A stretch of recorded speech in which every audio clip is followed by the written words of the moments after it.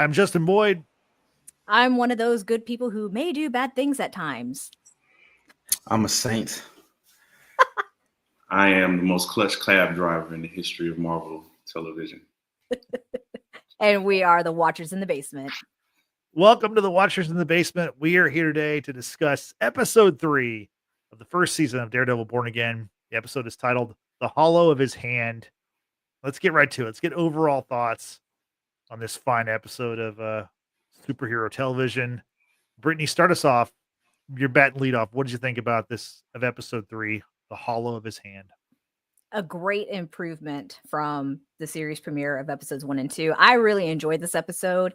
It really kept my attention in the sense of, spoilers, y'all, obviously. We didn't get Daredevil in this episode, right? We got Matt Murdock, but we got Matt Murdock doing what Matt Murdock does, and that is to be a great attorney and very good attorney. He was killing it. He was doing some great things. I did not expect that ending at all. I did not see that coming at all. I do have a theory that the person who committed the crime, if you will, at the very end is not who we think it may be. But that's just my take on it. We'll elaborate more throughout this episode, of course. And this was awesome. This was an awesome episode. I love people sparring. I love the connections that you would see with Matt Murdock from the Netflix series, where he would constantly go to the church to seek counsel, if you will, guidance and what have you. But we kind of saw him doing that in the sense of the courtroom. Like, that's his new religion, if you will. He's hoping that the system will work, do the right thing. And, we'll talk about that later this episode. Frank, what did you think of this episode? Yeah, I mean, vast improvement. Foggy who, caring who, like this story is starting to like shape in its own. After the episode, like all my thoughts and fears and like hesitations, if the story propels like this and it gets better, then I'm fine with these characters and everything standing on its own. Like you, Brittany, I don't think that's who people think it may be. I think the indication of those tattoos, the last few episodes of all those officers, I think they have on their necks and their bodies and all of that, it gives me a radical organization behind the police department. But I love, like I said, I love the story. I love the Law and Order type of vibe it gave in episode 3. I feel like I was watching a Law and Order episode that was just going back and forth with just sophistication and just verbal warfare within the law. I like Matt the lawyer as much as I love Matt as Daredevil. I think both of those monikers are as productive as they are powerful in their own right in this series. So, A1 episode for me. I agree with everyone else. I thought this episode was absolutely cooking with fish grease, like it was cooking. I think that Charlie Cox has managed in these first 3 episodes to add another layer to this character, which I think was already super layered. I'm doing a rewatch now of season 1, the Netflix series, and you see, even from the jump, even from the beginning of this series, the beginning of like Daredevil, with Charlie Cox playing that character, like he added so much of a different dimension. Like you start to believe he's really blind. Like the mannerisms, like even when he's cooking at the end of the episode, and just kind of the mannerisms of like checking the water, like he embodies that role so much. And I think through, like Frank said, like the hardest episodes in the courtroom, but those same battles that are happening there, like the same, legal, rhetorical conflict that you see between Matt and the prosecutor, all these things is mirroring the internal conflict with him. So this episode was great for a lot of different reasons that we'll talk about, but mostly because just kind of the way it's displaying the theme now. Now it's placing the same theme, but it's just in a different battlefield. It's not the streets. It's not, in the boardrooms. It's not, these backhanded meetings, between gangs. Like this is something that he's dealing with, and introducing a different character who's also going through that same conflict. I thought was brilliant, and we'll talk about that. But like big jump from the first 2 episodes. I feel like this is where like the actual season is really starting to me. And they cooked with this, so bravo. Yeah, no, I agree with everybody. I think last week, like looking back, I think we were maybe a little bit tough on the show, and maybe for good reason. Obviously, this show has a lot of expectations that maybe other shows that Disney Plus has produced didn't. And I think this show, and I think this episode is a good example. I think this show will get better as the season progresses, whereas the other Disney Plus Marvel shows are the opposite. They lead off and they're really strong. I mean, literally every one of them, the first episode is like the best episode, and they all kind of peter out as they get to the end. Usually, the last episode, like with Agatha All Along, very good start, very good show. Last episode was not great. Like, so I think this show is going the proper direction where it's just kind of building, and you're getting, you got these new characters, and you're weaving them in, the story and everything's working. And to kind of echo what Tristan said about Charlie Cox, like, I mean, not only is Matt Murdock a great lawyer, but or a good lawyer or whatever he says in No Way Home, but Charlie Cox is a great actor, and the acting scenes there, I mean, the courtroom acting scenes especially were exceptional. This was really good stuff. I thought, even like, Matt's closing statement, even the prosecutor's closing statement, like very good, like points of view, like to kind of represent, which we'll kind of get into in a little bit. I thought it was just a really strong episode. And also, the end of this episode I thought was pretty shocking. And I mean, even though you kind of maybe you see it coming a little bit, I do wonder, like, given the fact that the actor who played White Tiger is deceased, I wonder if they changed the ending of this episode after the fact, or maybe whenever they made the change in the show, because originally the show was going to be a little bit different. But we can get into that. But overall, yeah, really good episode, and I'm really looking forward to seeing like what happens next with the story and just how the season progresses.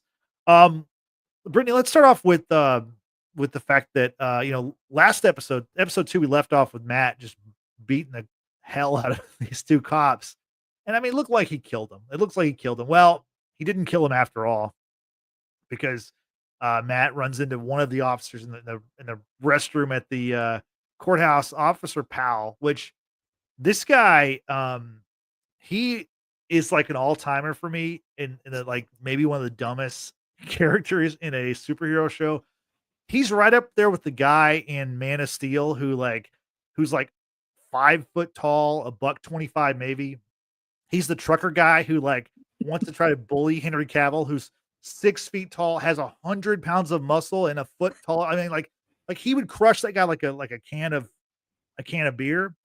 This guy, he's already brutally been beaten by Matt Murdock, like beaten to like dead. Like he was killed. And I mean, Daredevil, I guess, is born again. Maybe this guy's also born again, but he might die again. I mean, the way he steps up to Matt in the bathroom, I'm just like, dude, do you want to die in a men's restroom? Is that like your goal? Because this blind dude snapped your partner's neck brutalized you. Like, what is going on with this character? Well, I think Powell was the one that I feel was the one who was thrown onto the floor and his neck snapped. That's what that's who I thought he was. Tristan, back me up here. I think that was the same guy. I looked at him that whole episode like I was looking at a ghost. Like, I swore he was dead. I'm like, exactly. Man, this is somebody else that they can bring in a new actor or something. But yeah, okay. We talked about it last week. Like, there was no way, but this is Marvel. Like Justin said, born again, the guy was resurrected. Although we did not see the other cop that had his face smashed into the table. So maybe he died. Like, I don't know, I don't think he died, but I mean, obviously he's, okay, well, stable. Whatever. Like, right, he's in the hospital. We're gonna move on from that. Yeah. Clearly, Matt Murdock, his soul and conscience are saved. He didn't kill anyone. Probably wanted to, but he didn't. That being said, yeah, Powell approaching Matt, and Matt's still trying to be that. Oh, I'm sorry. Who's there? Are you talking to me? Like, still keeping up with this facade of being a blind man, and Powell approaching him and basically saying, hey, it'd be unfortunate if the judge found out that you're messing up this police investigation. Well, Matt throws back at him. It's like, yeah, because tampering with a witness is equally messed up. You could get thrown into the slammer for that, or get a misdemeanor, or something along those lines. I mean, they're sparring, and Matt clearly knows the law and wants to do right by the law, whereas clearly this cop is what's the word, dirty, if you will, if to a degree, right? He's gone after a blind man, and he's roughed up someone. He's accusing an innocent man of killing his partner. You know what I'm saying? Like, later on in the episode, when the prosecutor is talking about how good people can do bad things and bad people can do good things, yet look at NYPD. They're out here to serve you. Like, NYPD and every other cop out there hasn't done bad things, from one time to another. I mean, come on, let's be real. But anyway, my point is, with Powell approaching Matt, sparring in the bathroom that way was pretty funny. And even when the cop was testifying, Matt trying to set him up to have the cop lie on the stand, commit perjury, and say, so, when you were on the platform that night, no one was there. It was just you and your partner. Yes. There was no buskers. There was no one waiting for the train. Yes. No one was there. Okay. Yeah, you did say that. And that was great. I thought that was brilliant. It was going to be a brilliant setup to bring in the star witness that Matt ended up saving. But then that sadly goes sideways eventually. But yeah, Powell, I thought was dead. We don't know what happened to the other guy that came with him that night. Yeah, really unfortunate that he survived. let's just assume that he got messed up pretty badly, and he's probably still in the hospital. Yeah, most likely. But I have a theory about Powell when we talk more towards the end of the show. Yeah, but sticking with Powell, Frank, I want to get your thoughts on not only did Matt beat him up last episode, but then he gets in a couple of verbal shots while he's on the stand where he says, hey, I'm told you have a black eye. I hope you're doing okay. They said this thing in boxing, the best cure for a black eye is fast hands. I love how he just gets a couple shots in. And the Powell guy, obviously he knows that this lawyer just beat the hell out of him. Like, there's not a ton he can do to this guy. Matt's definitely in charge of the courtroom in more ways than one. Yeah, I didn't quite understand that. I had to go back and look at the credits to make sure that was the same cop that got his ass handed to him the episode before, because I couldn't believe how he was moving. Like, if I got my ass handed to me like that, I would not want to be in the bathroom with him by myself. After what he did to me and my friend the night before, I don't want to be anywhere around Matt Murdock by myself. So the gall and the gumption, the bravery and the idiocy for this man to approach this man like that, bro, clearly this man's not human. Clearly this man has a level of fighting ability that you don't have, that you don't warrant, that you don't possess. So I don't know what made you think that you can approach this man in the bathroom. Because if that was Frank Castle, he would have been dead. If that was any other human being, probably outside of Daredevil and Spider-Man, they would have been dead. It's not too many times you can keep trying somebody that way, in that manner, especially in that arrogant way that he tried him. I had to make sure that was the same person from the episode before, and it was the same actor and the same cop. Yeah, my only guess or estimation is that he feels like this radical dirty cop organization is so strong that Matt can't beat up everybody. I guess that's what he's hoping on, that there's strength in numbers. But one-on-one in the bathroom, I'm not approaching this man. This man will end you, bro. He will kill you in an accident. Your partner's in the hospital probably. He may never see his kids again. He may be a mute. He could be a vegetable. I don't know what possessed him to. I had to rewind that bathroom scene 3 or 4 times because I couldn't believe he had the stones to walk up to this man. Maybe he was just hoping that because it was the bathroom of a courtroom of a courthouse that Matt wouldn't go ham. But again, I heard your neck crack, bro, in episode 2. What possessed you to even want to approach this man? I don't know. That was very interesting writing by the writers there. It's the location, the fact that they're in the courthouse bathroom, and it's a hubris, like you said, of thinking that you have this leverage because he whooped your ass. I have something over. We know that there's something.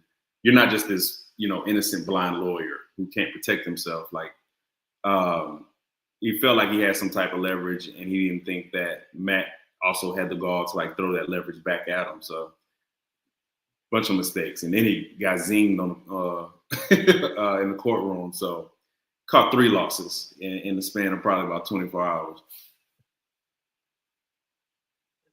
Sticking with the courtroom stuff, Brittany, let's talk about the informant, Nikki Torres, who was the guy that White Tiger actually saved in the previous episode. And in this episode, you kind of have like the tension of, can they get into the courthouse before the corrupt cops try to kill him? Which I thought that was a pretty interesting scene. I like how Cherry and Matt's team kind of, like had the 2 different car deal where, you thought he was in the truck or in the van, but then they actually had him in a cab and got into the courthouse in time so that he could basically flip on them and basically, out of fear from the cops, out of fear of retaliation, he basically backed down and said, "Oh no, I wasn't there. I was at home all night." Yeah, the whole keeping Nikki in a safe house where hopefully no one was going to find them. I liked how when Cherry showed up, Nikki referred to him as Cherry Cola. It's just kind of cute to me. I kind of like Cherry Cola, but like the wild Pepsi version of it. Anyway, that's beside the point. I thought that was kind of funny. The way they keep this guy happy and content is apparently playing really loud, heavy metal type music and drugged. That way he's not going to puke and sweat on the stand, right? We need to keep him appearing sober, appearing, put together and not coerced of any kind, right? So that whole plan to have Cherry take him in the van, but really you have the second guy who is the one actually escorting Nikki to the courthouse with the New York City cab.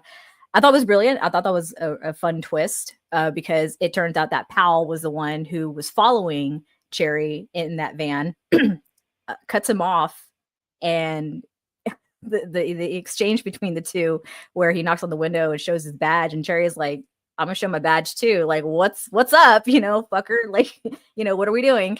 And Powell tells him to open the van, and there's no one in there. And then cut away, you see the 2 arrive, Nikki and the escort arrive at the courthouse. That was just so smart, so very smart. And this is where I agree with Frank about the whole kind of watching like a Law and Order episode, because those are the type of things that you would see on those type of shows. But yeah, Nikki reveals that he had gotten pinched doing like a drug deal, but that case went away because he had made a deal with the cops saying, "I will be a confidential informant, confidant of some kind," and an informant. And it was, suggested that he worked with Powell, who had testified previously, and Shanahan, the cop that was killed. He had worked with them several times before. So when asked if he was working with them that night, when Hector Ayala, who is on trial for the murder, if Nikki was indeed informing the 2 officers, and you see him sweat because he's, on one side of the courtroom, there are the people in New York, and then the other side are NYPD dressed in their uniforms, which that always bothers me. It's like, unless you're on duty, like, don't show up in court wearing that uniform. That's not going to like help, but it does intimidate Nikki because these people are looking at him hard. Like, we're going to fuck you up basically if you rat us out. You see one cop who had leaned over before talking to one of his colleagues with the Punisher, cult looking radical tattoo, saying that Nikki can't testify. So they're aware of who this guy is. They know what he's done and what have you. But yeah, Nikki choked and he said, "Nope, I was home all night." Like, so Matt had no choice but to withdraw the witness from the case. Yeah. Very unfortunate. Yeah, and this is when it really gets interesting, because then we get kind of with Matt's, star witness now flipping on him. He has to get desperate, and he goes to a Hail Mary defense of Hector Ayala, and he basically reveals that, or he does reveal that Hector is the White Tiger. Frank, what'd you think about the strategy? What'd you think about the moment of this and how Matt basically, before the case, before it got started, he was saying, "Hey, we can't allow the fact that he was the White Tiger to, be, admitted in this trial because he wasn't in the uniform. He didn't have the amulet on, so he didn't have the power of it. So it's not really, it shouldn't be mentioned in the case." And then he reverses course and is like, "Hey, this is my only chance." What'd you think about Matt's maneuver and then how it all, paid off in the end? I think to be at the top of your craft, whether you're a lawyer, a great basketball player, a great motivational speaker, you have to take mitigated risk. And I think for Matt, he knew that the case was going left after Torres did what he did on the stand, and he had to take a risk. And he knew that risk had a cost to it, but he knew if that risk paid off, then he could keep this man out of jail. And again, you're weighing the lesser two evils. One, yes, you unveil this man's identity as the White Tiger, but two, he can be not guilty, be free, and go back home to his family. What's more, is that worth the risk? Of course, because man has a family. This man has, a wife and a kid, and he's trying to do better in his life. And I mean, if that's if you have to risk that, his identity as his vigilante, then to me, that's a small price to pay to keep an innocent man out of prison. So I think Matt gave that thought even prior, because what makes Matt so great as a lawyer is that his senses, he can sense so many different scenarios and like situations to where, okay, if this doesn't happen, what can be my plan B, my plan C, my plan D? And I think the minute that in episode 2, when he asked the judge to not use that in the court case, in the back of his mind, he was like, okay, just in case I need to use this as ammo or as a desperate plea, I'm gonna use this as my Hail Mary play if play A doesn't work. So, I mean, that's just Matt Murdock being the great lawyer that he is, and on all intents and purposes, it worked. So, Yeah, Tristan, I want to get your thoughts on that strategy and just basically how the way it worked is, by Matt revealing that he's White Tiger, you have all these people coming forward being like, "Hey, White Tiger, help me! I was in a car wreck and my car was on fire, and he saved me, and he even helped police officers." So you kind of got the best of this vigilante, and you got basically to hear how this character has helped a lot of people in the area. It was a brilliant move of rhetoric. Someone like teaches or has taught arguments. Like once the logical reasoning doesn't work, like you have to move to like credibility. Really, you want to start with credibility, but if you can't, if all the logical facts are against you, you move to like either discredit your opponent or overly, credit your own argument. So like they had to move to, okay, who is this person at its core? Is this person capable of doing such a thing? And like the best way to illustrate that argument is by revealing that he's the White Tiger, and not just revealing that, but what made it so, I wish I was teaching English again. I don't lie to you. What made it so brilliant was not just the revealing of him as White Tiger, honestly, wasn't the strongest point of it. It was getting the testimonials from not just citizens who he saved, but like from the police. Yeah. So it's like, hey, the police are painting him to be this person because they don't know this other side of him. They're painting this person to be this evil person who acts on impulse in order to harm somebody out of for no reason. And your own police reports discredit that. Your own police reports conflict with that because they say, actually, this is somebody who will step in to help people, even risk his own life, risk his own safety, doesn't need like a reason to do that. So it completely, discredits their entire argument, entire prosecution. So yeah, it was a Hail Mary. And yes, it in theory, because this didn't, obviously wouldn't get to live out, but like it would put, Hector Ayala, my bad. Hector Ayala in a bad predicament as far as people know who he is, more scrutiny. You can't do the thing that you love, that you feel is your calling. But like Frank said, it's either that or consecutive life sentences. So like pick one. Yeah, exactly. Brittany, let's talk about the the way that, using the white tiger to is a defense for Hector, how Matt was like asking him these questions just over and over, like, okay, well, why'd you go into that burning building, or why'd you do this? And he kept saying it's the right thing to do. It's the right thing to do. Then we get to let's talk about his closing statement, and let's compare it with the prosecutor's closing statement, because I think they both did a really good job in a case that, like, I mean, as a viewer, like, you think, okay, I feel like Hector's gonna be found not guilty, but maybe not. Maybe this is a way to continue this anti-vigilante storyline that's obviously going to play out.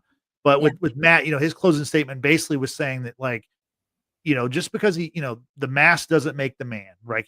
He does good things whether he's wearing the white tiger gear or not. And, with or without the mask, he's a hero. Whereas the prosecutor was saying, hey, just because he's a good, good people can do bad things, bad people can do good things. From my perspective, real heroes don't hide. I thought that was a very good juxtaposition of that point. What do you think about the closing statements in the case? Both brilliant, both appealing to different points of views, really, because I think everyone at times can agree with the argument of good people can do bad things and bad people can do good things. It's really what defines people in general. I've always said, like, I personally don't care, for example, like, if you believe in a higher power or not, or if you have morals or another. My point is, like, if you're a good person, you do good things, you don't try to cheat people out of stuff, like, then, like, you're good in my book. Like, I don't really care, right? Like, but then interestingly enough, you hear the prosecution with his argument of, if you hide behind a mask, then you're not a hero after all. Yet the city of New York put a criminal, of an openly known criminal, as their mayor. Okay, but we'll come back to that later because we haven't talked about Wilson Fisk yet. I've got thoughts. So, both make good arguments. Matt, for someone, because even Matt privately was speaking to Hector when Hector was like, you should have asked me if it was okay to reveal that identity, right? And Matt said, yeah, but we were losing. I had to go for a big swing. But what Hector was saying to Matt privately very much appeals to Matt as well. Having to battle within himself. Is he Daredevil? Is he Matt Murdock? Can he be both, or does it have to be one or the other? And, those were really great conversations to have. And I think that also just, like, really helped Matt with his closing arguments about, why would Hector Ayala, without his suit, without his amulet that grants him even greater strength and power, why would he go and murder this cop when testimonies from both civilians and NYPD have said otherwise, when he's assisting them? So I think that was probably, like, the biggest win in that argument. Why would just a regular person go out and do the thing? We're not talking about Frank Castle or anything like that. Frank Castle just marched to the beat of a different drum, obviously. But with Hector, his whole thing is, I did this because it was the right thing to do. And even privately, he said, after Matt told him, after all this, you can't be the White Tiger anymore. You can't suit up anymore. And you can't do these things. You have a target on your back, basically, right? It's open season, as what was said in the chambers.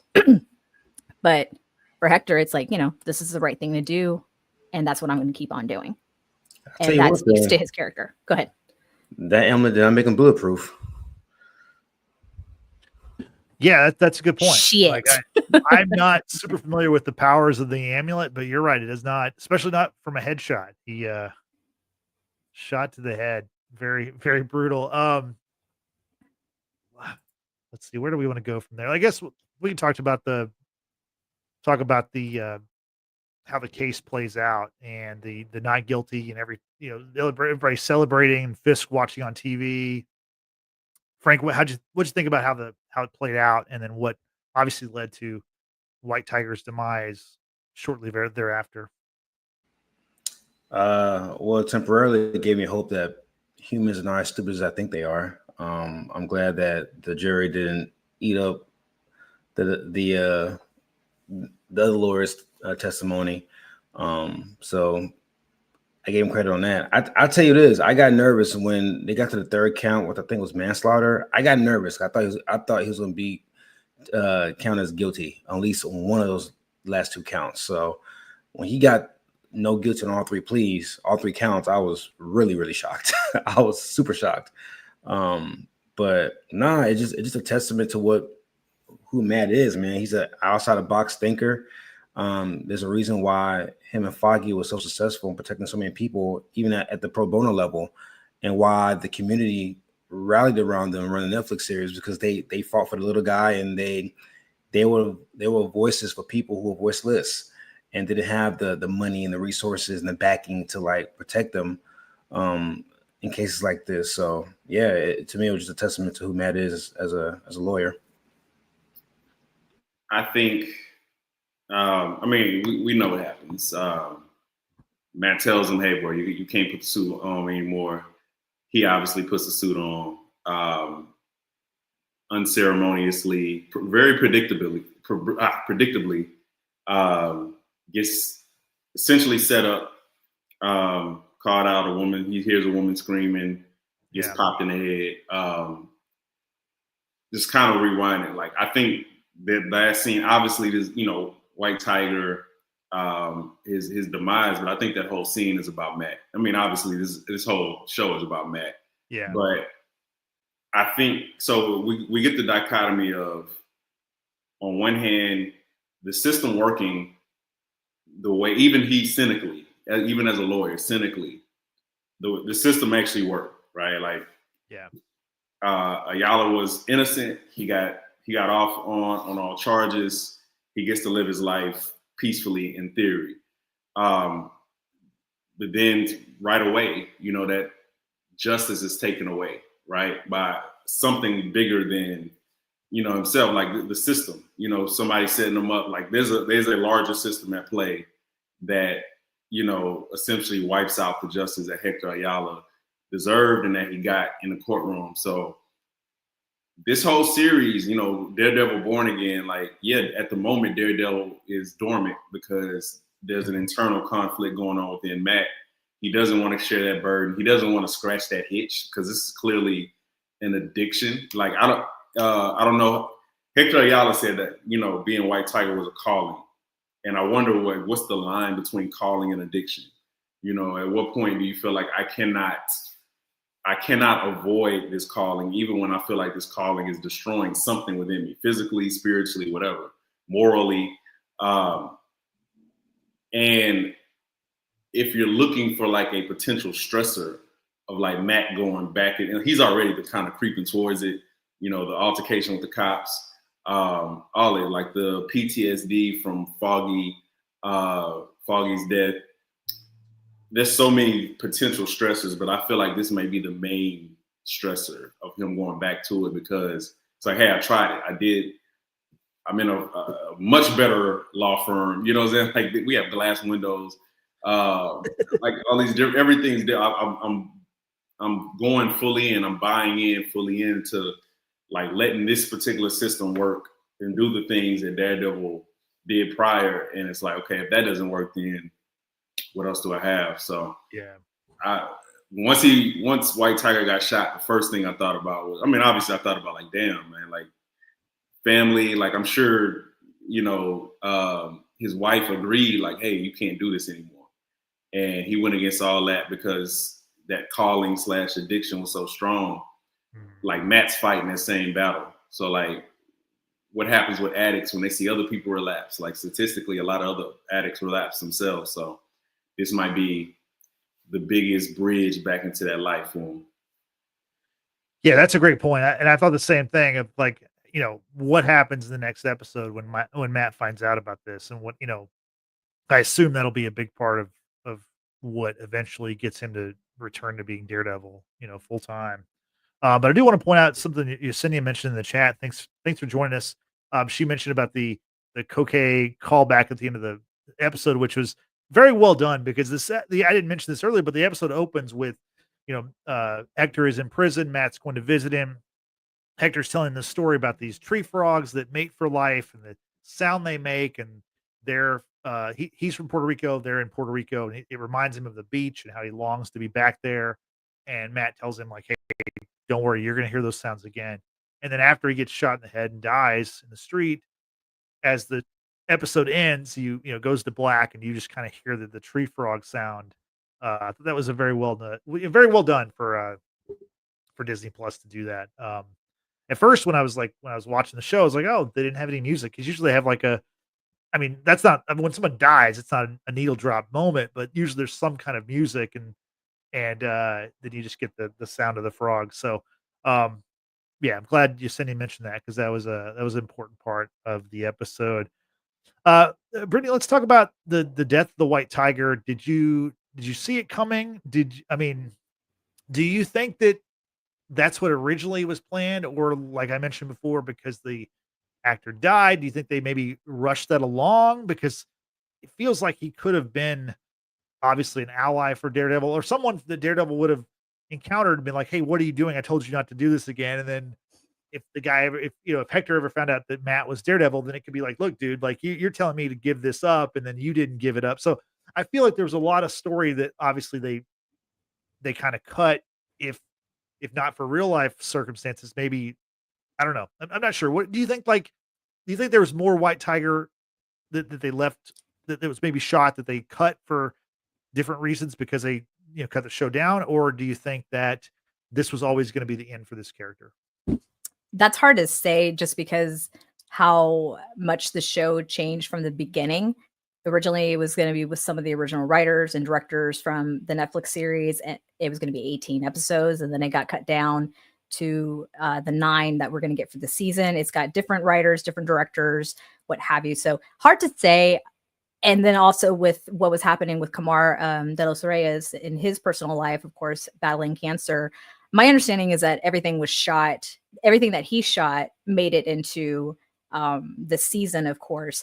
Right. But that's not to say they left some things out because they had to go ahead and change the storyline for reasons, just for time purposes. I don't think we'll truly ever know unless the executives want to come out and say, well, we were going to do this, but then we changed it and this and that, what have you, because Kamar passed away, I think, at the end of 2023, and here we are 2025. So right. Who knows, honestly. And to answer Trisha's question, by the way, thank you, Trisha and Yesenia, for being in today's live chat. We really appreciate y'all taking the time out of your afternoon, because we are doing this a little earlier. It's our spring break. So, hey, you get us a little bit earlier in the day. But Trisha says, I definitely saw that coming, referring to the ending. In the comic books, doesn't his daughter pick up the mantle? I don't have an answer for you, because I'm not a comic book reader. His sister does, and then his niece also does, like later on. And both those characters are mentioned in the courtroom. Right. We see the wife, we see the niece. I don't think we see the sister, but both, because it's Angela and then Ava Ayala who become the white tiger in the comic books, from the research I did. So we might see another white tiger at some point down the line. So the idea that maybe White Tiger could have been an ally to Daredevil, the truth could have come out at some point. Who knows? It might have made an interesting sort of team up, if you will. But at the same time, this is like Daredevil, right? Daredevil, it kind of just does his own thing, really, it seems. Again, I don't know. I would defer to Frank for answering those type of questions. Is he just more of a lone wolf, or does he ever partner up, team up outside of Defenders? I don't know. But it would have been nice to have seen White Tiger a little bit more. But that ending, I did not see coming. When we saw who was walking towards the camera, and you get to see the visual on the chest, and it's that of the Punisher. Initially, I was like, Punisher logo, sorry. I would first thought, no way, there can't be. Why would Frank Castle do something like that? But then it's like, oh no. Because you're hearing the voiceover of Wilson Fisk giving an interview to BB, talking about how vigilantes aren't heroes. Vigilantes are, they think they're above the law, this and that, what have you. He goes, I have to uphold my promise. I'm pretty sure it's one of these rogue cops who has this tattoo on himself. If it's Powell, if it's one of these other cops that were pissed that, Hector Ayala was acquitted. I don't know. I for sure do not believe it's Frank Castle, because it makes no sense why he would get involved like that. Let's ask Scarf Frank about that. Frank, what do you think about the Punisher of it all? Because we're seeing we see the logo on the side of the wall, like a painting that says triggered. We see the cops have the tattoo that's very similar to people in our world that have the Punisher tattoo that are definitely like counterculture kind of people. What do you think about it? Do you think that Frank Castle's behind this, or do you think we're going to get a reveal very soon where he's going to come out and be like, look, I'm tired of people using my logo and killing people? Definitely the latter. I think what this show has shown the last 2 or 3 episodes is that the events of Punisher, the origin of Punisher, former military person, police officer, all of that, I think he inspired, for good or bad, a lot of people, primarily in the justice system, primarily law enforcement. And I think those guys and gals have turned to radicals. So when you've seen these tattoos the last couple of weeks, that tells me that these people idolize Punisher, but for all the wrong reasons why they idolize him. I think it's to the radical end of how they idolize Punisher, from the standpoint of taking the law into their own hands.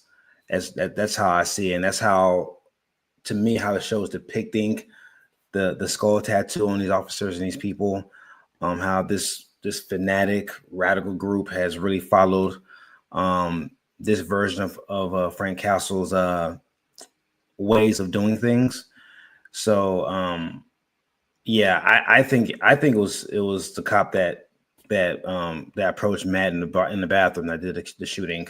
I think that's who it is, because again, who other had a bigger axe to grind against that dude than that cop? His partner, quote unquote, died doing that altercation with White Tiger and him at the train station. So I think it's that cop who was down in that Punisher outfit, and I think that's gonna piss off Frank and have him come back in the next episode. Yeah, Tristan, any thoughts? Do you have any kind of predictions on how we get Frank Castle in this show, or when that happens? Or yeah, I mean, I haven't seen Punisher at all. Like once I've under the advice of Frank, once I watched the first 2 seasons of Daredevil, then I'm watch Punisher for the first time. So yeah, I don't know the connective tissue there, but I think what's interesting about the killer having that Punisher tattoo or having a shirt, whatever, all the tattoos, is that this could be any one of them, right? Like, I think the show is also trying to let us know that corruption has spread, like the radicalization of the police department has spread so much throughout the department that it could literally be anybody, which again presents, especially if they're connected to Fisk in any type of way, which I think that monologue was kind of alluding to, like that he has made the decision that this will be his foray back into crime, essentially, is through the police department and de-radicalizing the vigilantes in the city by using radical cops, essentially. So it's hypocrisy, at its highest order. But like Fisk is in a way kind of like an avatar for Trump in his show. So yeah, it's a kind of almost heavy-handed way of making that parallel. But it could be any one of those cops, like literally. I assume damn near the whole department, if not for maybe a few here and there, have been radicalized into this Punisher ideology, or at least the extremism of everything about Punisher is extreme. But you get what I'm saying, like the even more extreme, the right-wing Punisher side of it. Yeah, I'm sure we're gonna get this in this episode, but the hypocrisy of Fisk in this episode, because Fisk and Vanessa have a conversation about like the crime world and how things are going are in flux. And while Fisk is saying that vigilantes are bad for New York and they take the law into their own hands, bro, you knowingly or subconsciously or indirectly have a crime organization that you're the head of, and yet you're saying you're not doing anything about it. But the fact that you know something about this and not doing anything about it at all makes you a criminal, bro. Like it makes you it makes you a criminal mastermind. Whether you want all these people to kill themselves and you be king of the ashes, but the fact that you know what's going on, you're doing nothing about it, makes you worse than the people that you're claiming as vigilantes. Which I guess that's the beauty behind the hypocrisy of the show, but it was just kind of wild for them to make that case at the end of that episode. Bars. I mean, just seriously. I mean, with Fisk, what is wrong with me? Wilson Fisk, Kingpin, Mayor of New York. I'm gonna get it together, y'all. I promise. Yeah, hearing him after witnessing that Hector Ayala was acquitted, Matt Murdock was on the news saying that, you know, this is what it is. No further comment. We obviously know the conflict between Fisk and Matt, right? Both kind of threatened each other and said, you know, you stay in your lane and I'll stay in mine. But if you step over that line, I'm coming for you, right? It was understood in that diner scene. And so now Fisk, knowing Hector's free, Matt was, you know, behind it, if you will, knowing who Matt truly is, he's like, you know what? We're going to address this. I got to do something about this quick. And it initially made me wonder too, if Fisk had hired someone to take out White Tiger, but then it's like, but then why would we have like the Punisher logo on the shirt? Like that makes no sense, because Frank Castle, the last time I recall when he saw Kingpin in jail, he was saying, next time I see you, one of us is going to die, basically, or I'm going to put you in the ground or something along those lines. So it just didn't make sense to me that it would be Frank. It's definitely got to be someone within Fisk's or Vanessa's organization, because she also, you know, misses being in control, right? She misses calling the shots, and she said as much in counseling, right? She's like, all of what you're doing here is punishing me for Adam, which I'm like, again, who is Adam? Are we going to meet Adam? I want to know how he fits into this whole damn thing, right? I'm nosy like that, okay? I'm nosy, all right? But I don't know. I'm just gonna go with saying it's a cop. It's probably Powell who did it, or somebody else. But Wilson Fisk, yeah, total hypocrite. I mean, the bloodied, bruised, you know, cut up knuckles that we see time and time again tell a story of their own. So yeah, he's the man, right? Buck and a said great as shot much between showing like his knuckles and then going and Matt's. Matt's. Yeah. Great shot. Wonderful shot. I will say this, man. This, on a serious note, this Adam is slinging some major dick twice, because you're knocking down Kingpin's wife, and then to the gall and the bravery to do it, knowing who wife that is, bro. You are slinging some major hammer, dog, metaphorically and physically. Shout out to you, Adam. You are a brave young soul. Jesus. I just wonder if we're ever going to see this character. I mean, he's been mentioned twice, which makes you think like they're probably going to have him come in. But I mean, I don't know that this character has any kind of like history in the Daredevil world. I mean, they definitely could introduce a new character and it could be a thing. But I don't know. I'm kind of on the fence of whether or not we're going to see the character or not.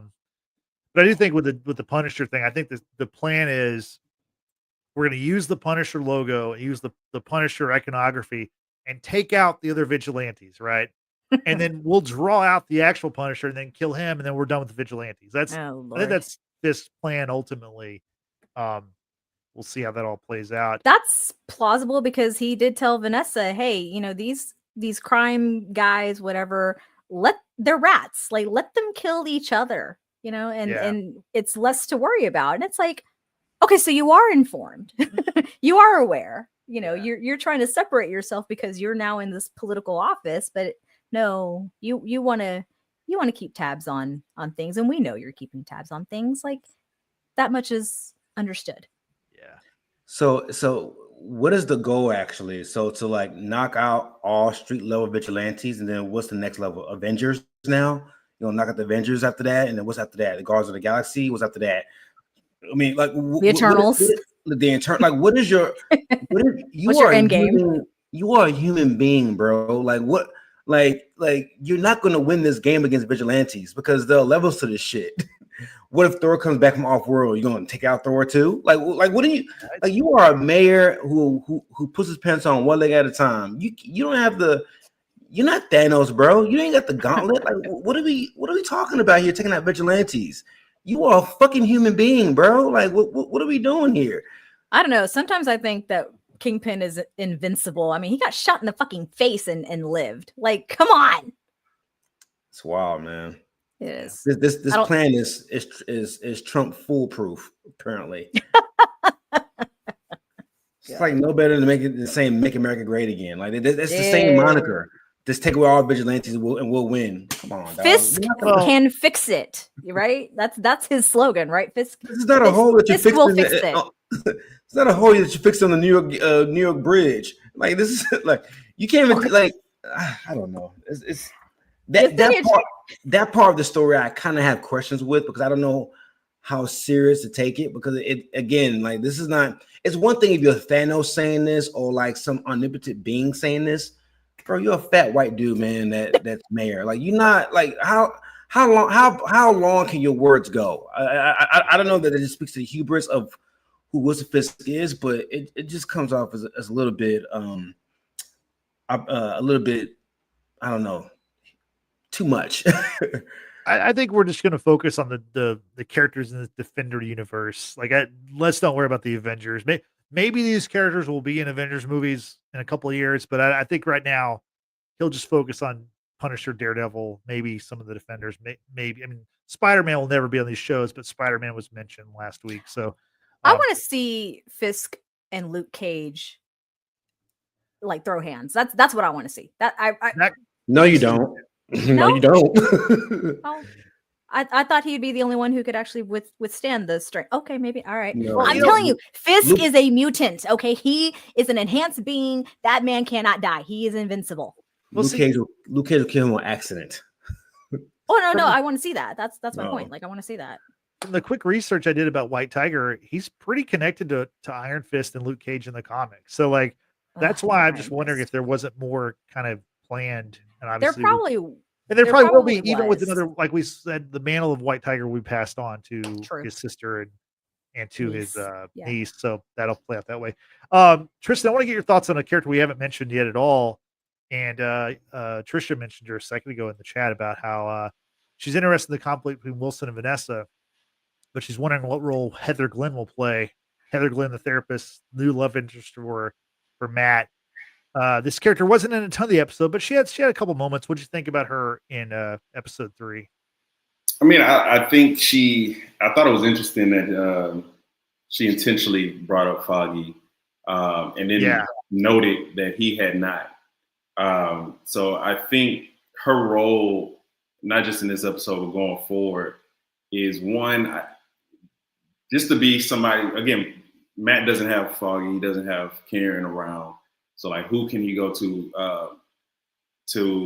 Frank talked about like the courtroom being like his avenue to kind of get off a lot of his ideologies, philosophies, and essentially like a confessional, but like as a real person, and it's probably going to be Heather, for that time together. Somebody who can kind of dig into his psyche, somebody who also just kind of sees him when he's in those moments of just kind of like having that theoretical mask on. Like, I think she can see behind the mask a little bit. Obviously she's trained for that, right? But going forward, like, I think she'll be a intentional or unintentional like conduit between Matt and Fisk. All right, like, just, I think both Matt and Fisk are going to find out, that she's seeing Wilson and Vanessa. And I think that's going to cause some strain in their relationship. I think Wilson Fisk will try to find a way to Matt through Heather Glenn in some type of way, whether she knows it or not. But she's like right in the middle of like this potential chaos, this Cold War between these two titanic characters. And in the show, but also like in her life, like she might not know how much, maybe she has to know. Like, this is Wilson Fisk and his wife. Like, that will be the potential to be something like huge. But I don't think she fully understands. No, she doesn't fully understand the full conflict between Matt Murdock and Wilson Fisk and how deep that goes for both. So it's gonna be interesting going forward to see how both parties kind of use her, in order to get to the other. Yeah, it'll also be interesting to see, like, will she learn about Matt being Daredevil, his past, or will he, when he becomes Daredevil again, how will that change their dynamic? Given, he's living these like dual lives. So very, very interesting character to see how it's all going to play out. Brittany, you want to take that? Yeah, so Trisha here in the chat says, I like the way Marvel takes characters from the comic books and spins them. Heather Glenn in the series is drastically different from the comic book version.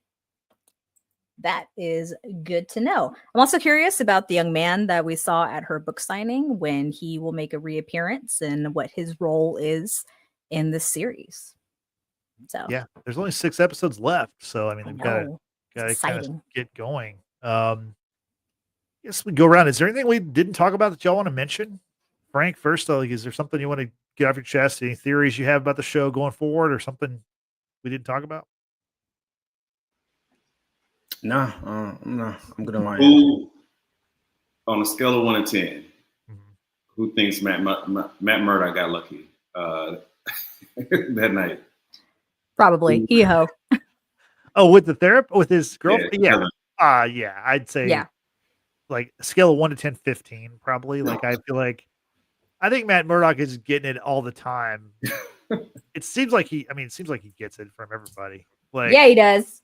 Sorry. He didn't finish cooking. That's how confident I am.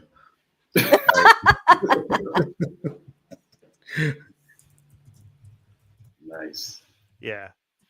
Also, that actress is like, super hot. So, it doesn't hurt. That's all good too. But I do think that we're probably going to see a villain turn from her at some point. I don't know. Matt's love life is, think about like Elektra with what happened with her. Like, she wasn't on the straight and narrow path either. So I feel like that's part of the Matt Murdock lifestyle. Unfortunate. Yeah. It wouldn't be like that with us. Just saying, You'd make it work. Okay. We make it work. Brittany, anything that we didn't mention you want to get to? I think we pretty much covered the lot of it. The fact that Vanessa clearly wants to still be in control and not be pushed aside. She feels she's being punished, of course, for her actions with Adam. Which, yes, I'm going to harbor on that for a little bit. Wilson obviously is not being as truthful as he claims to be.